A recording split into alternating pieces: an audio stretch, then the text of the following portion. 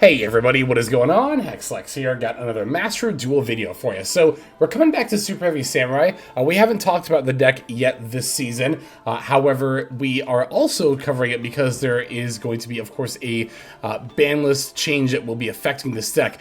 One of the 3 cards that got hit on the last ban list was, in fact, Superheavy Samurai Soul Piercer going down from 2 to 1, which, as I've stated before, I do think is the appropriate number of copies for this deck. Just in general, Soul Piercer having the ability to search and not have any amount of a once per turn restriction on it is too good. It's fairly insane. So Soul Piercer going to 1 not only means the deck has fewer starters that it can utilize, but also if the Soul Piercer ends up getting like banished out of the graveyard, especially if it's hit with like a call by to negate the search and then also banish it, excuse me, then that will be definitely quite detrimental to the deck there, as you definitely need Soul Piercer searches to be able to do your combo line. I also totally forgot that Wagon was also at 2 until I went to build this deck, which is really weird, but I guess whatever. When people complain about consistency semi-limit hits, I think this is the one that's a little bit more appropriate to complain about because, like, I guess it makes sense giving the deck 1 less starter, but at the same time, like, I feel like you could have hit a better starter. I mean, I guess to be fair, they're not going to hit Motorbike because it's a recent UR. Same with Okaushi, recent UR. Soul Piercer was going to go down to 1 anyway. I guess so then Wagon, by virtue of not being a UR, then was what they semi-limited. Really, it should have been probably Motorbike if they were going to do a really effective semi-consistency hit, but I think really more than anything else, the Wagon to 2 just didn't even need to happen. Like, this card can definitely be at 3, and with Soul Piercer at 1, I think that will be enough to sort of rein in the Superheavy Samurai deck. So let me talk about my build specifically a little bit here. We're a little bit all over the place with the extra deck because I did want to try a couple of different combo lines. It is possible to not only Calamity Lock in this deck, but also do the double Omega Hand Rip with the Bestial Dissipator. So I wanted a build that could opt for either combo line just for maximum flexibility, and I wanted to try both lines out. I didn't really end up getting a clean turn 1 line in any of my games in this play session. I had a lot of going second games and getting disrupted, but to be fair, that's also pretty good as well. That way you can see what the deck does in response to, being disrupted, right? Or having to play through an opponent's board. So I do definitely recommend the Master Duel Meta Discord Superheavy Samurai channel. Well, really, that's true of any deck if you're trying to learn the combo line, but I will say the Superheavy Samurai channel there actually had some very good combo lines in the pins. There you can find combos on how to do the Omega Double Hand Rip to set up the Calamity. It's actually pretty much the same combo line except for like maybe about 3/4 of the way into the combo line you divert a little bit, but more or less a similar setup there. Both made possible, of course, by the Crimson Dragon. Not only that, but I also learned on that in the pins on the channel there that you can actually Calamity Lock your opponent through a Droll and Lockbird in this deck. But I think you have to be playing the Stardust Dragon in your extra to be able to do that. I really like playing Stardust Dragon in general in this extra deck, right? Because the ability to dodge disruption with the Excel Synchro and then make a barrel that's unaffected is super good. Very, very good. I will say, though, you definitely don't need, like, all the Synchro strategies that I have here. And really, it is also pretty good to run the Springens line as well. The Merrymaker as well as the Sargus. In addition to, of course, the best Xyz monster, probably in my opinion, just the Divine Arsenal Zeus there, right? So those could definitely be in the extra deck, and they probably should be. I think it is overkill to play both Calamity and the Double Hand Rip in the same deck, as well as having the Stardust as well. I will definitely say it's overkill. However, I don't think it's necessarily horrible either. But to be fair, if you're going off uninterrupted turn 1, you can only either do one or the other. So you kind of got to pick a lane in that regard, right? Do you want a Double Hand Rip or do you want a Calamity Lock? I kind of think the Double Hand Rip is better, honestly, because you not only double hand rip, but then you also have 2 Omni Negates as well as the Dissipator up. So it's 2 hand rips and 3 negates into your opponent's 4-card. Well, it's really 3 negates into your opponent's 4-card hand because of the double hand rip. You can also, if it comes down to a longer game, you can, and you don't want your opponent to get back one of the banished cards, you can even dissipate or shuffle back one of your opponent's cards to negate their monster effect, and then they will get it back with Omega on the following turn. So Yeah, I don't know. I think that's probably better than doing the Calamity Lock, honestly. The Calamity Lock just has less omnis on the field, and I think if I recall correctly, as we're going to see in one of our duels, Calamity doesn't mean that your opponent can't do anything at all. It just means they can't activate cards or effects on the field. Now, that, of course, is the vast majority of what a lot of decks are doing is, well, playing cards and using effects on the field. But there are a lot of decks that do have plays potentially through a Calamity. And again, we'll actually see a little bit of that in these games coming up here. So, but that's just my 2 cents here. Again, I included both because I wanted to try out stuff. In an actual, like if I was really going to go to like a tournament or like seriously ladder with this deck, I think I would commit to either, well, again, as I said, I would commit to the double hand rip, remove the Calamity, could probably just remove the Stardust at that point, as much as I do like it, right? It is not necessarily, well, necessary. And then maybe like the Warlord or something, and then we could throw in like the Merrymaker, the Sargus, the Zeus, or that'd probably be what I would add then, so. Yeah, let's see. Is there anything else? Oh, that's right. There was one other thing I wanted to say about the main deck, which is Ghost Warner. Last time I played this deck, I did not have Ghost Warners, but I've since crafted a playset for the Challenger Cup for like my games 2 and 3 in the top cut. However, I've been playing Ghost Warner in a lot of decks since I crafted it in general. I think this card is fantastic, again, just in general. But one thing that makes it uniquely very good against, or rather in the Super Heavy Samurai, is that you can Mourner, like Mourner is a Veiler you can use on your turn as well. And it can be used on your turn, and unlike Gamma, you can even control, and also Imperm, even if this deck could play Imperm, which it can't because it's a trap card, obviously, but an advantage it has over Imperm is that you can use it from your hand on your turn, even if you have monsters on the field. And again, we're going to see a game coming up here where Mourner's ability to be used during my turn is going to very, very much help me in one of my duels here. So, a lot of good examples coming up here of how a lot of stuff works kind of in action. Again, we're not going to necessarily see any clean combo lines. Again, recommend the Master Duel Meta Discord if you would like to see those. But I will show you playing through some disruption. So let's break this list down card by card, and then we'll look at some games. We are on one Cypher Driver. We have 3 Effect Veiler, 2 Droll Knockbird, 1 Super Heavy Samurai Soul Horns, 3 Super Heavy Samurai Soul Peacemaker. Also, definitely recommend a playset of this card, especially after Soul Piercers being limited. If you're not already on 3, this card is a fantastic extender and can just help set up plays in a lot of dead hands. So very, very good card. 1 Super Heavy Samurai Stealthy. I'm sorry, one other note I need to make about the main deck. If I owned a 3rd copy of the Monk Big Banky, I'd actually be playing it over the Stealthy. That sounds really weird, but we are playing regular Big Banky, so we can summon the Monk Big Banky off of its own effect. And it ends up being the better extender over Stealthy in this particular build because we have multiple lines that want to go into Crimson Dragon.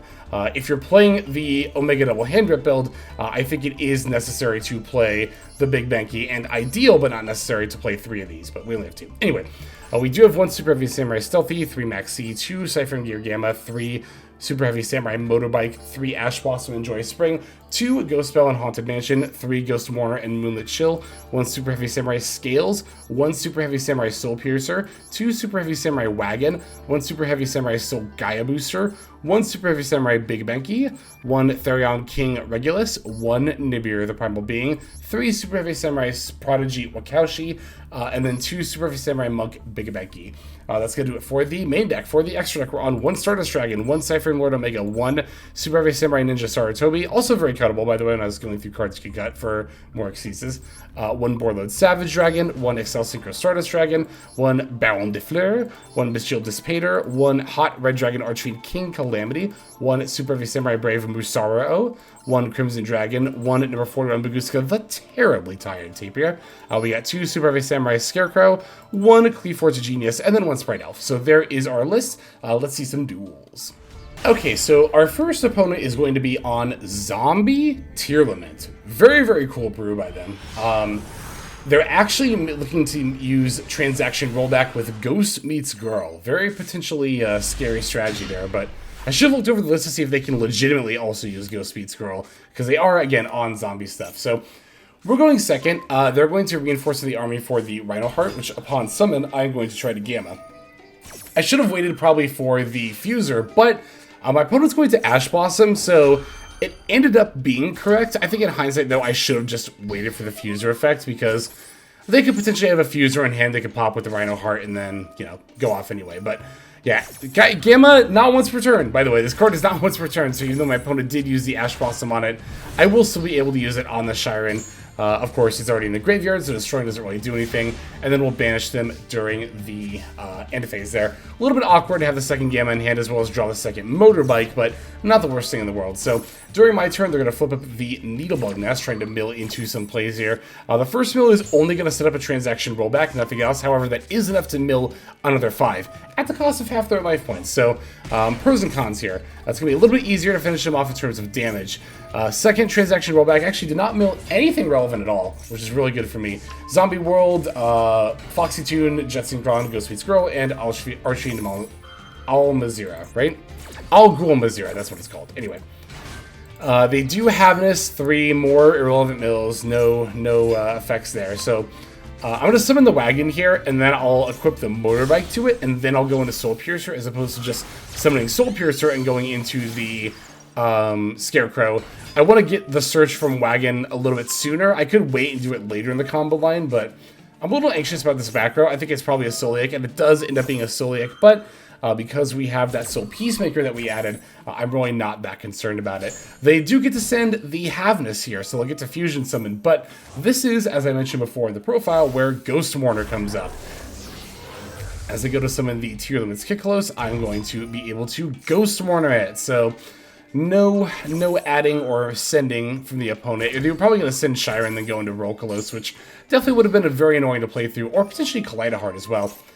And yeah, as I put the Soul Peacemaker on the Scarecrow, they know that that's enough for me to keep going with my plays. Especially I can just go for the scales and bring back the Soul Piercer, start sinking, get more searches, and then we're pretty much going to go from there. As well as Pen Summon on the follow-up, because, of course, Synchroing puts the Wakaushi into the Pen Scale as well. Okay. Yeah, very nice first game where we went to second, and we're able to utilize our hand traps into not only a play during our turn, of course, but we utilize hand traps to stop our opponent during their turn, and also during ours as well. Let's see some more games, though. Alright, this one's going to be against Generator Runic, and this is going to be a very back and forth game. I was really eager to record this video because I got done playing this duel, like, probably 15 minutes ago, like, just before recording the video, right? So we're going second, but we have one hell of a hand into our opponent's one face down card. So one huge advantage of this deck is that you do get to play literally half your deck being hand traps. Like, not even exaggeration, like, well, I mean, it's only very lightly exaggerated with Snake Eye, which plays like 15-ish hand traps usually, but here you can play a full 20, honestly, for a literal half your deck. I think I have like 18, somewhere in that neighborhood. But we'll definitely Ash Blossom the Maxi. They do have an Ash Blossom as well for my wagon search, though. And as much as I do like opening a bunch of hand traps without another extender, I can't really continue play here. That said, my opponent already just set one card and then passed on their turn. So yeah, they're pretty likely to do the same thing here again. And so here they're going to shotgun the Maxi during the draw phase. They're clearly desperate for some draws. However, I got Droll and Lockbird. So here's my plan, right? I can actually OTK, only giving them, like, I think 3 draws off of Droll and Lockbird, 2 or 3, by going for the Brave Musaro and equipping the Soul Horns for the double attack, 4k into 8,000 damage, right? So we'll give them 1 draw, add the Wakaushi F to place the Big Mankey summon itself. There's draw number 2. Big Mankey's going to add the Soul Horns, and here my opponent drolls, which this is actually really funny because I was planning on using the Droll and Lockbird. I was going to say, where is it? Here it is. I was planning on drolling myself, actually, after this. However, I wouldn't have been able to droll until I special summoned and gave my opponent another draw. So, funnily enough, by drolling here, they actually inadvertently denied themselves a draw. I don't, of course, fault my opponent for using Droll and Lockbird here, certainly. Well, I guess to be fair, there is an argument that, like, maybe they should have just tried to get more draws off of Maxi, because I was definitely, of course, far more scared of Nib than the Droll.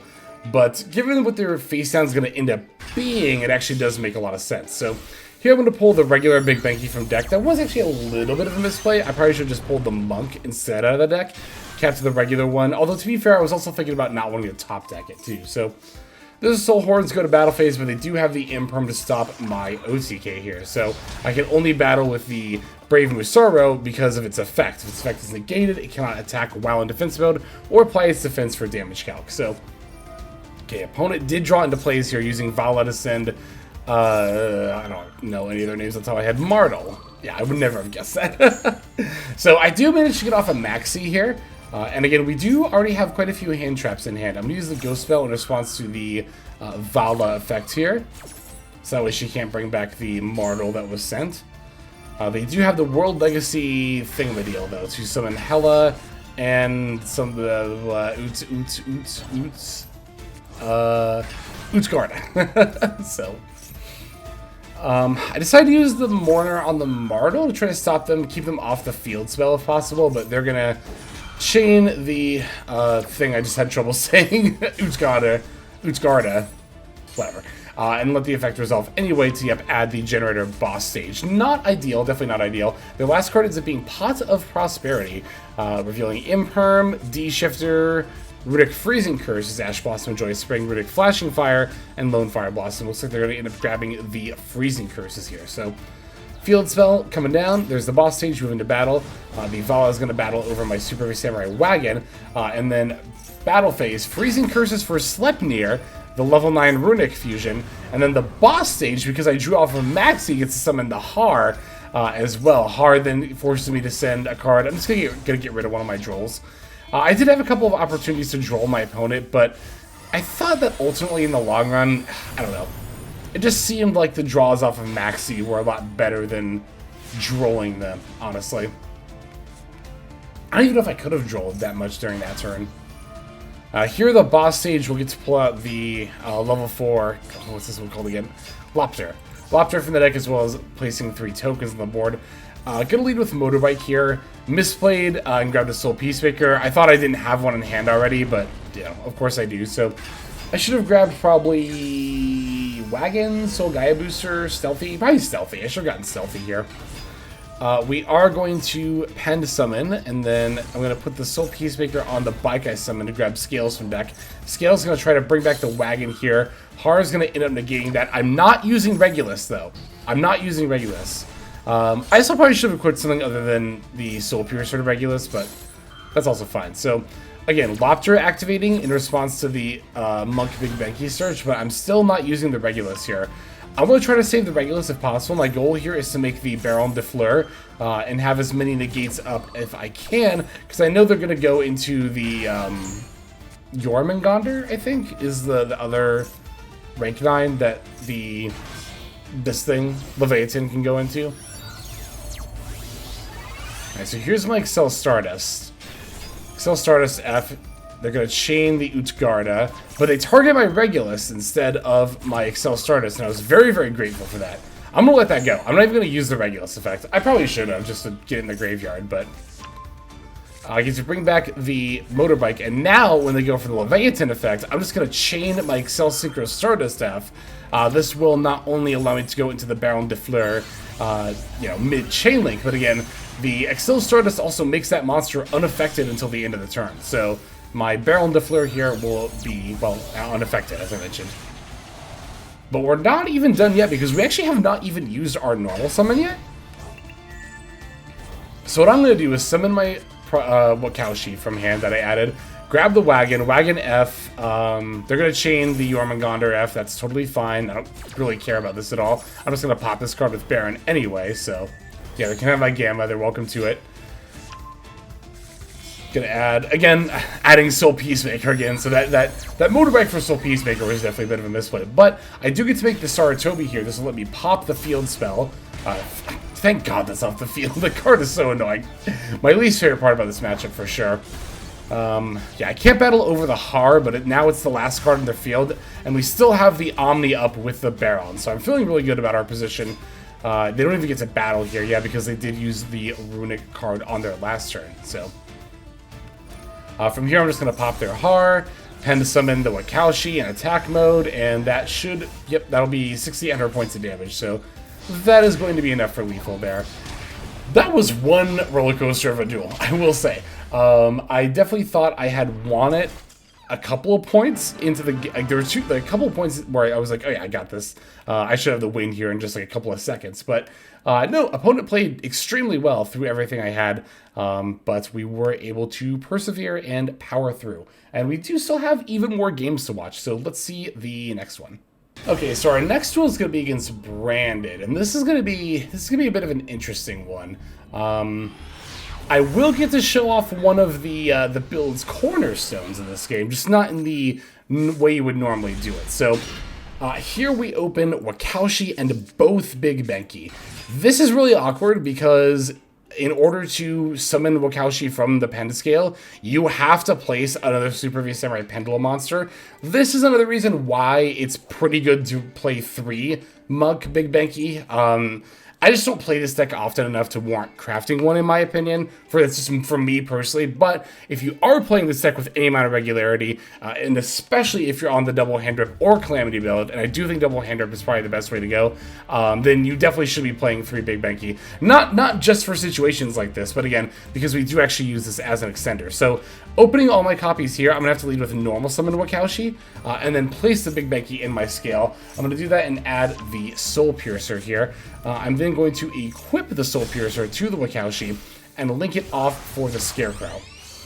Looks weird, but I'm pretty sure this is how I have to do things in order to get my plays going here. I'm going to add the Soul Peacemaker off of the first Soul Piercer search, pitching my Mourner, rather, off the Scarecrow, but the Scarecrow is going to get negated by an Effect Veiler. So that's definitely not like the most ideal, but we did already search that Soul Peacemaker. I'm telling you, Soul Peacemaker is like the MVP of this deck. Like, yeah, Soul Piercer is broken, and yeah, Wakaushi is like really good, but Soul Peacemaker will bail you out of so many situations. That's why it's one of, not always, but one of the first things I typically add. So I'm going to Soul Piercer for the Motorbike here to make sure that's in the graveyard. Almost forgot to set that up here. Would have been a huge misplay. Motorbike for Wakaushi. Set it in the Pentascale. And this is going to look weird, but I'm actually going to Pendulum summon the Ash Blossom from my hand. That way I can ensure I get the Cleaforte Genius search because stuff was Penta summoned to both scales. Use the Regulus to equip the Soul Piercer in my yard. Then I can link off the Ash Blossom with the Cleaforte Genius in order to make the Sprite Elf. Now what I can do, and you might already be able to see where this is going, now what I can do is Elf back the Motorbike, Motorbike F, we'll do that in a bit.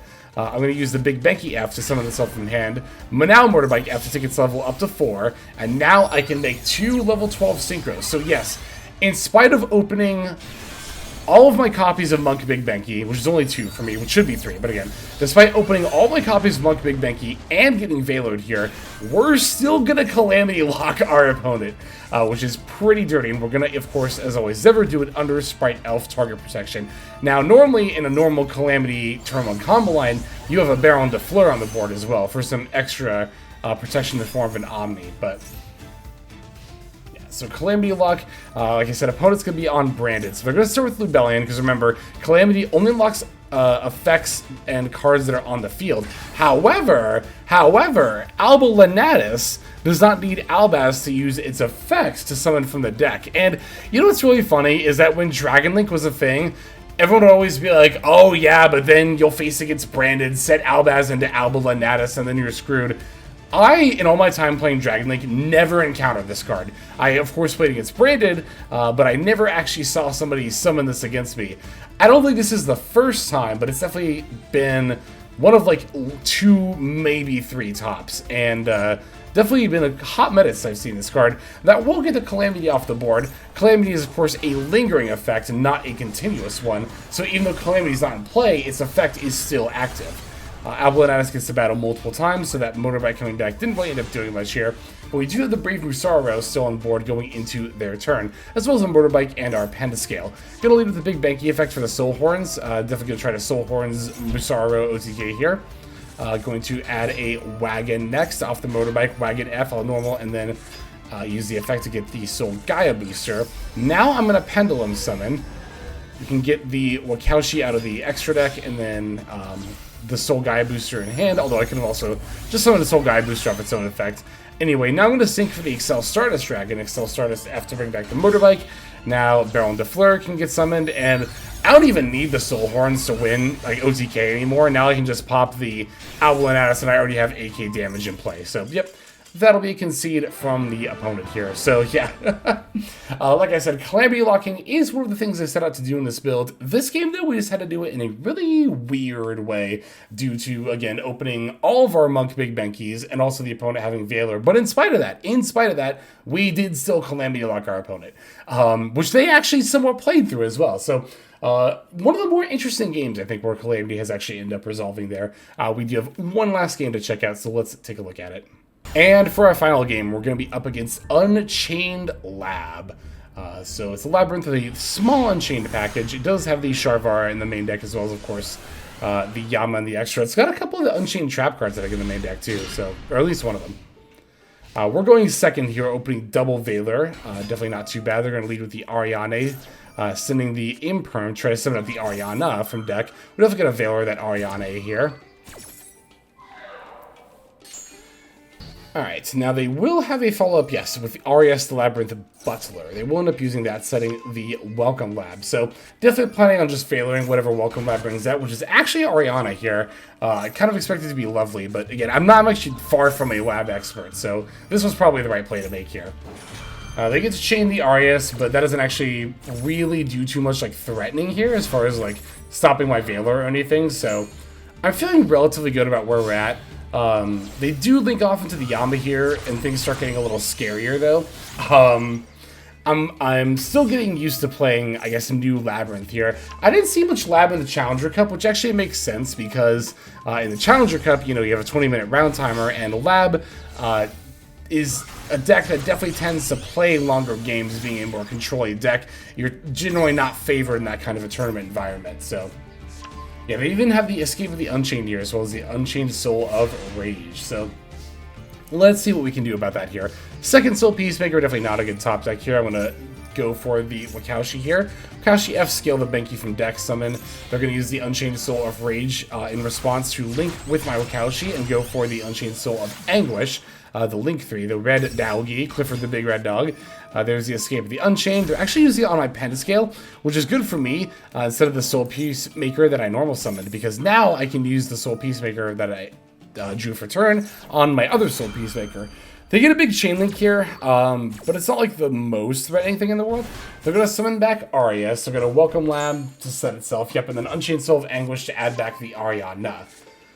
They could actually RES for the Welcome Lab on my turn, though, which is a little bit scary to think about. So I'm going to go for the Soul Piercer here. And here I thought that's what they were doing, that they were going to go for the Welcome Lab and try to, like, pop my Soul Piercer. But they summoned Ariana from hand, then Coup Clocked, and then I think... Oh, no, they haven't flipped it up yet. Okay, that's right. I summoned the Scarecrow first. Soul Piercer F to add Motorbike. Definitely need to get that set up in the yard. Okay, here's the Welcome Lab. And they summoned the Stovey instead. I thought, again, for sure that was going to be the Lovely to pop my Scarecrow, but they set up the big Welcome Lab in the yard instead and summon back, or add back, rather, the Coup Clock. So I'm like, yeah, that's totally cool. I'm going to use the Motorbike here to add the Scales. That way I can Scarecrow, pitch Scales, summon Scales. And I was going to Scales bring back the Soul Piercer, but then I was like, oh, I can just Motorbike and then go for Barrel and Defleur here. And that should be enough to pretty much lock it in. We'll see. We'll see. So, Excel Stardust and Motorbike, and then, yep, Barrel Defleur. I'm trying to think if I had made, because if I had made Soul Piercer, it's like, what really can I make? What really can I add? I've already used Soul Peacemaker, so I can't use that to get rid of Scarecrow, right? So, adding that doesn't really do much here. I'm gonna pop the back row. I should have done it in the reverse order. I should have battled and then popped. I kind of gave them an opportunity to bounce the Ariana if they wanted to, but they chose not to. So, okay, so here... Alright, they normal summon Coup Clock, and then big welcome to target the Coup Clock. And here's my big misplay, because I wasn't paying enough attention, and I don't know Lab as well as I should. And I was like, oh yeah, sure, that just bounces it back, right? That's fine, isn't it? Well, no, it's not fine, because that triggers the Stovey, and the Dragolier, and also the Welcome Lab. And now I'm staring down a lot of interaction with my lone Barrel Defleur's Omni Negate. So this is definitely less than ideal, and had I simply Barrel to negate the big Welcome Lab, I would have stopped all this from happening. Now they can Coup Clock on the face down. I'm going to Baronet, but they have the RAS in the R, because they can just get back anyway, and then sack that to use the face-down card this turn anyway. So, yeah, definitely a misplay on my part. It's again, my excuse here. my coping excuse that I'm making for myself here is that I'm not used to playing with RAS enough against RAS enough. But I don't know. It's not really that much of an excuse. I really should have just negated a big welcome lab. Really, if I, well, because here's the thing. I thought about it in terms of like, oh, bouncing back the Coup Clock, that does nothing for them. But if I thought about it in terms of like, oh, a trap card is removing a monster from the field, I think if I just thought of it that way, that would have activated the neurons in my brain to realize like, wait, that's something that Labyrinth wants to happen. We should stop that. But you know, it's all good. I mean, it's not good that we misplayed, of course, that it cost us the game, but it's good that we did it on Ranked Ladder, and it's good that we were able to learn and grow from it. That is, of course, what dueling is all about. Facing adversity as a duelist and then learning and growing. So, thanks everybody for watching these duels. Let's move now to our outro. Hey everybody, thank you so much for watching all the way to the end of the video. That means a lot to me. It's also a great way to support the channel, so thank you very much in that way as well. If you're interested in supporting the channel in other ways, like the very special patrons that I am thanking here, you can do so by checking out some of the links in the description. One of those goes to the Patreon, where you can join these fine folk and support the channel that way. I do post daily content over on Patreon, so you do get something for supporting there. And if you're interested, I also have a coaching tier option as well. Details again will be on Patreon in the link below. Also in the description linked below is my Twitch page where I stream a few times a week. You can go ahead and check that out, follow or subscribe over there if you ever want to catch me live. You'll also find my second YouTube channel if you feel like subscribing over there to watch some of the Twitch VODs as well as some additional non-Yu-Gi-Oh related content that I make over there. Again, any of those links you want to check out is all a great way of supporting. But again, even if you don't do that, just watching was also a fantastic way to support. And once again, I have to thank you so very much. But in any case, this is Hexlex. I'm going to be signing out, and I'm hoping you have a fantastic day.